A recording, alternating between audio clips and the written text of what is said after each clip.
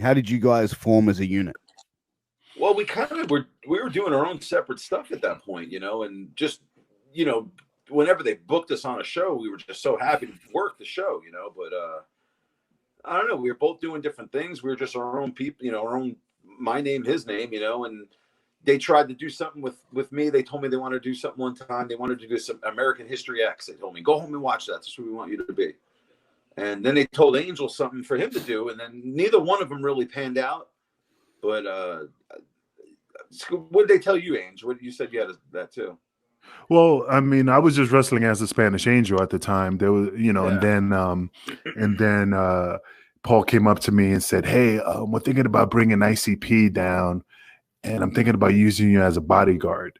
And I'm like, "Huh?" I'm in my mind. I'm like, ICP. I don't think I fit that mold, but I said, "All right, man, it's cool. But yeah, we're trying to negotiate with them, but I'll keep you posted." And that was it. And that never happened. And then DeVito had to do the American History X because I remember he goes, get some Doc Martens. Yeah. And he went and bought some. Hey, listen, H could vouch for this too. I'm the first person in wrestling to do the curb stomp. Remember, I was putting his mouth on the rope and stomping. Yeah, he was. Way before Rollins did that shit. Yeah, I remember that. But and then after that, I know we were in Michigan and we were in the locker room because that's when Paul and Tommy pulled me and DeVito to the side and told us, "Hey, we have this idea. You ever heard of?" We never did anything together before any of this. Nothing. Yeah. Were you guys close backstage before you guys were put together? Yeah, because we were the same. We were on the ring crew. They were doing the same type of thing. We had to start out the same way. We were in the same thing together. We both came from the same type of place. So I think we had to do the ring crew quick even beforehand. Yeah. Yeah. So Angel, continue, please. Oh, so that's it. So they came to us and they say, "Have you heard of the Baldies, the Fordham Road? They were gang back in the 70s." And I didn't know who they were. And he goes, "I want to do born and raised in fucking New York City. This fucking. I didn't live in the Bronx, bitch." And so basically, bottom line is that he said, he wanted to do a faction. And then and I remember this to this day. I don't remember if DeVito remember. He said, "Everybody's interchangeable, but you guys won't be." Right. He said that we were the main core of the Baldies. And I'm like, whatever. Told us that. Dreamer told us that. Yeah, Dreamer told us that. Again too, and yeah. So then it was Rob Price because I had that match. We were beating up on a Spike Dudley, which is still, I saw it on YouTube, and that's when New Jack came out, and Rob Price was in the ring, and Vito and everybody, and then later on PN News joined the group, and then he faded away, and so on and so forth. So that's how we got to be the Baldies. They were just a test run. Rod Price is the Baldy that no one never remembers. That's the funny thing. Really? Yeah. And where are you guys at with the previous or the other members of the Baldies today? You guys all keep in touch? You guys all those motherfuckers. Where's the Baldies? I do have Rob Price on my Facebook page. I mean, I say what's up once in a while. Yeah. I don't know if he knows that we were his tag team partners or not. I'm not really sure if he knows. I don't know. I don't think he knows. Vic Grimes, he's on my Facebook. He's on this church motorcycle group. Ever since he fell off that scaffold, he saw God, and now he's riding for the Jack tried to kill me. And DeVito's favorite person, Big Vito LaGrasso, who taught him everything he knows. He's on my Facebook. He's on my Facebook. That's why I thought that DeVito was trained by Johnny Rod, because I remember you telling me that Vito LaGrasso trained DeVito. Jesus Christ! I gotta go. Angel put me up to it, bro. Angel put me up to it. Of course. I mean, DeVito has, it's funny. DeVito has a lot of good stories, man. I mean, I used to sit there. This is my favorite. We're at the Zuma Beach Club in Florida, and Scott Hall shows up all gimmicked, and he goes up to DeVito and he goes, "Hey, DeVito," and he kisses him on the mouth, and DeVito pushes him away. "What the fuck you doing?" He goes, "What? I can't kiss one of my friends a kiss in the mouth." And DeVito looked at me like, "This motherfucker just kissed me." I said you just did. You just did. But he hung out with everybody, man. He hung out with, he's real tight with, you know what I'm saying? He knows all those guys, Yeah. The Suck It story. I mean, Devito's like, I didn't come up with it, but you know, he was part of that. You know, yeah, because you were around a lot of these guys. Obviously, as you were saying in your early years, DeVito. He was part of the clique.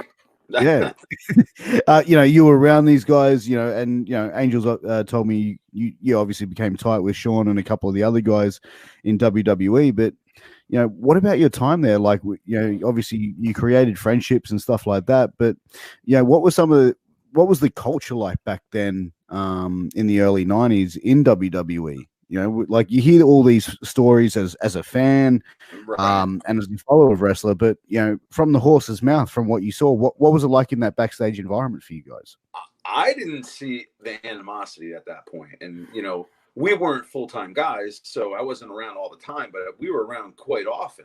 They were doing a lot of TVs in that area. We were getting booked all the time at that point, so we were around a lot, but not on the road full-time, of course. So I never got to see any of the stuff that is talked about. They were so cool to us. They took me, Mike Bell, PJ. They took all of us under their wing. They didn't have to do that. Scott Hall, especially, and Sean Wallman, those two especially, and then Sean, of course, too. But those guys were so good to us. They didn't have to do any of that, and they did. They helped us out. They kind of gave us pointers, told us, hey, do this or do that, and that was so cool of them. So to me, those guys are fucking awesome.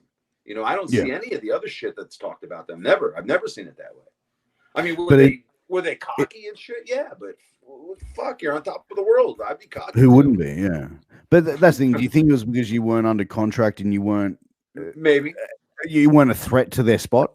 Yeah, that's possible. Or they didn't perceive you to be a threat at that. Yeah, that's definitely. But I'll tell you what, if they knew you're good, they pushed for you. They would, dude, Scott Hall's one of the reasons why the Hardys got signed, and I've heard him say it directly. He goes, "Yeah, those Hardys, man. I told those guys to sign them." He would tell stories all the time. He's always talking that way. I've heard so much, and I totally believe that because Scott, that's the kind of guy Scott is and was and still is. I think, Yeah, no, absolutely. And you hear stories about Scott always trying to help the younger guys out and trying to bring them along. So, I think it also depends on how much committed you are to wanting to be a high level performer in professional wrestling as well, and how seriously they would see you as and take that. So well, that's why you asked me too how I started out and what I did. I mean, I went basically right to TVs, and I did indies also, like I said, but I actually learned from those guys. I don't know if I even would have changed anything except for that perception of being a job guy on TV. Besides that, the learning tree was awesome. I couldn't really ask for anything more. I had so many veteran dudes that would help us out. It was awesome. I've been in a car ride with me and Shawn Michaels. He drove me home from Pennsylvania, dude. We talked the whole way about stuff. It was awesome. Yeah, DeVito got good stories. I mean, he could walk into WWE now and Vince sees him. Oh, DeVito, how you doing? When I walk through, he's like, "Hey, is that Almond Johnson? What the fuck?" Oh yeah, he knows Vince. I mean, not like they're buddies, but if he sees DeVito, he knows. Oh, DeVito, how you doing? He said my name. He has said my name a ton of times. I mean, he was a fucking commentator for Raw forever. Yeah. No, absolutely. But getting into like obviously both you guys and working as the Baldies, the infamous spot versus the Baldies versus New Jack, where Vic Grimes and Jack, had that fall and both guys got pretty banged up, from that. What was the whole reason? And the thing is as well with Vic Grimes, there's always been this massive heat and this massive shadow hanging over him and New Jack. He with everyone. but did you guys find being associated? Did you find that being associated with that you were guilty by association? No, absolutely not. Nah. My favorite story is like we're wrestling Danny Doring, and we're wrestling Nova and Chetty, and I'm just laughing because Vic Grimes comes to me and tags me in. As I'm going in the ring, I turn and I see him going the same side with DeVito standing on the apron, and they're arguing. I see it on TV. Argue, huh? Yeah, he's yelling at him. because Vic was. I mean, Vic's cool, but he's an idiot. No, he's a stupid motherfucker. He's not cool. Pierce, you don't make a fucking tag, okay, and then stand on the same side of the fucking apron as me. There's a whole other side now. I look like an idiot. Now I got to walk around the fucking pole. I'm yelling at him. I'm like, you stupid motherfucker. And this I think that's fine. This is the same thing he told me. I said, Devito, what was you guys talking about when I came in the ring to fight? And he goes, that fat fuck. Who the fuck will go through the ropes and stand next to me? This unprofessional. I was dying laughing. I mean, it was always a comedy skit with those two. Do you think it was that Vic wasn't trained properly, or do you think he just had nerves that he couldn't get over? I'm going to tell you what. Vic Grimes is a fucking idiot. That's all it is. He was trained in California. I don't know who trained him. His shoot name is TJ. TJ's a great guy, but Vic Grimes is a fucking moron. Yeah, he just couldn't pick up the wrestling side of things. He's a fucking idiot. How did you guys feel when, obviously you heard the news of what happened between him and New Jack in XPW in California, where he got tased and thrown off the I know what he's going to say. I mean, obviously, you're saying he's a fucking idiot, and we've all got friends that can be fucking idiots, but I know what at the end of the day, they're still your friend. Is he someone that you were concerned about when you heard that news of what happened? No, he should have died. Fuck him. No, I'm just fucking around. When I heard about it, I was just like, why the fuck would you even go up there with him? I would never have fucking done that. This is why I say he's an idiot, because he knew he had fucking heat with Jack. Jack would tell him all the time, I'm going to fucking kill you. Yeah, I mean, and you up there with the guy. And the stories I already told you. I mean, all the time. I mean, the spot where Jack, that Connecticut show, I told DeVito, because we were supposed to get those flat wood planks to put on top of those things, and they couldn't get it in time from Staples. They couldn't find a place, and I said, I ain't doing it. And Vic Grimes, I'll do it. And I said, DeVito, I ain't doing that shit. He said, fuck him. Let him do it. Fuck him. Hope he dies. Jesus. It'd be great for TV. It was the right choice, right? It was the right choice. Oh, fuck yeah. I would have killed. Yeah. But it just sounds like you guys were so frustrated with Vito at that point in time. Did you guys ever think about going to Paul or Tommy and just saying, hey, man, can we get this guy away from us? That would be. I just was entertained. I always love seeing Vito and DeVito argue. I even instigated most of the time. Are we talking about Grimes? Yeah. And Grimes. So I mean Grimes. No, I mean Grimes. Sorry, yeah. Sorry. I mean, DeVito used to. Good. I liked him as part of the team, though. You know what I'm saying? I liked him as part of us, but he was just a fucking idiot. But I liked him because he would do stupid shit. So we didn't have to do stupid shit. He could do it. But did you ever try and talk to him and try and say, man, he's real sensitive. He was real sensitive.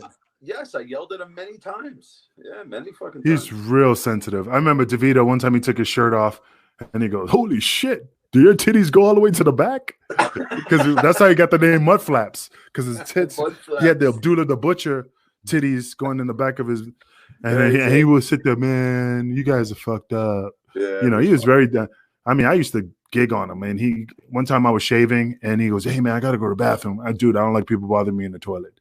Come on, please, man, please. Fuck, get in here. So he gets in and he's pissing and I'm shaving, got all the lather on, and I look over and I go, dude, ain't you supposed to be sitting down with that little dick? All right, we gave him a complex. You're such a dick, Angel. But he didn't survive he never survived in WWE. He was a nice guy, but once you brought him to a wrestling locker room, he's a fucking moron. That's why he ended up from WWE. Is it just he was a loner? But is it just because he couldn't pick up the locker room etiquette and how to talk with others? And it sounds like it sounds like a communication issue, bad communicator. Yeah. The problem was he was known as Kilo in WWF, and he had the same problems up there because he just told. I remember when he showed up to the ECW arena and he introduced himself to us, and we started talking. I mean, DeVito was always next to me sometimes, and he was just like, yeah, things didn't work out. I just couldn't get along with the locker room, and I'm like, all right, whatever, and he was not that smart, man. I don't know what the hell he did up there, but he got booted. He started losing his hair because he had to bleach his hair white, and then he was going bald. I think it was Mordecai. He did the Mordecai gimmick or something.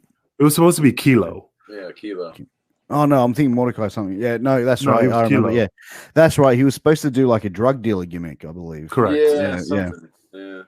And they just liked him because he did all those crazy spots with the chairs and killing himself. And he was like, "Hey guys, I'm going to do this. Fuck it, do it. Well, Make us look good." they gave him a job because they gave that other dude a job that he had a tryout with. The other California dudes, like they all came from that same Garage Wars Federation, whatever the fuck. Was Cena, and Mike Bell was there too. Well, Cena didn't do Garage Wars in that. That was different. That was different. That wasn't the same one. That dude died. That promoter died. What was Roland Alexander? I can't remember. Yeah, was that like Jersey, not Jersey, or yeah. No, it's California. I forget what he called his thing, but they did this. They had this little garage warehouse space they rented, and it was Garage Wars. That's what they fucking called the all that. And that they all came from that group. I can't remember what's his name. The little hardcore Holly dude. What was the fuck's his name? Crash. The short one. Crash Holly. Crash Holly. He came from there. They had the tryouts together. That they both got hired at the same time. Yeah, right. Oh, yeah. They came from the same place. Him, them. I think Spike might have went there too at one point. He was somewhere in California. Spike. I don't remember where though. Yeah, I think he drove all the way to the ECW arena. Yeah. To you know, Oh, I think I came from the West Coast. Yeah. Yeah. Spike trained out in Cali. Yeah. Now he sells insurance. Now he sells insurance. He's a smart motherfucker. Oh yeah, I know. Yeah, he definitely comes across that way. Like I've seen interviews with him. He's very well spoken, very well educated. Not the time he was, but the funny thing about Spike, right? Spike would go out, do all this shit, bloodied up, fucking acting like crazy. He comes back, sits in the locker room, he crosses legs, and just chill. Yeah. You know? No, the only time, remember when we were in that Ramada Inn in Atlanta, he gigged himself in the elevator and he laid in the elevator. The elevator's doors open, he's laying there all gigged up. And I'm like, what the fuck? I mean, I heard this story. He's a good dude, though. Spike is a good dude. The dungeon? Was that the dungeon? No, that was at the Ramada Hotel in Atlanta. Yeah, the dungeon. Oh, yeah. Okay. I didn't remember. Yeah. But the Waffle House, with all the vampires that time. Yeah, that's it. Yeah. You're right. You're right. The fucking dungeon, son, with the fucking Waffle House in the fucking park. Yeah, in the front. Yeah. Oh, you had Shaggy and Scooby cooking up for you. This fucking dirty white trash. It was great. That was the filthiest Waffle House ever, but it was so good. Good. I love Waffle House. That was so good. I'd never been to one. We don't have that here in Australia. So are you ribbing me? No, bro. No, I'm straight shooting with you, brother. He has to try Waffle House, man. Yeah. Dude, when I come to the States, that's one place we got to go. Yeah. Jason Knight introduced me to Waffle House when we went to Devito was there. I think when we went to Kissimmee, Florida for the pay-per-view. And I flew down, and then anyway, but he was like, "Hey man, if you're a wrestler, you have to eat at a Waffle House," and that's how I got stuck in Waffle House. So when Vito went to WCW, was there any talk of the rest of the team or rest of the Baldies going over to WCW? No. Honestly, me and Haynes didn't want to go nowhere. We were perfectly happy, right? We're getting our fucking shot. We're getting an opportunity. We were good. Yeah. You know.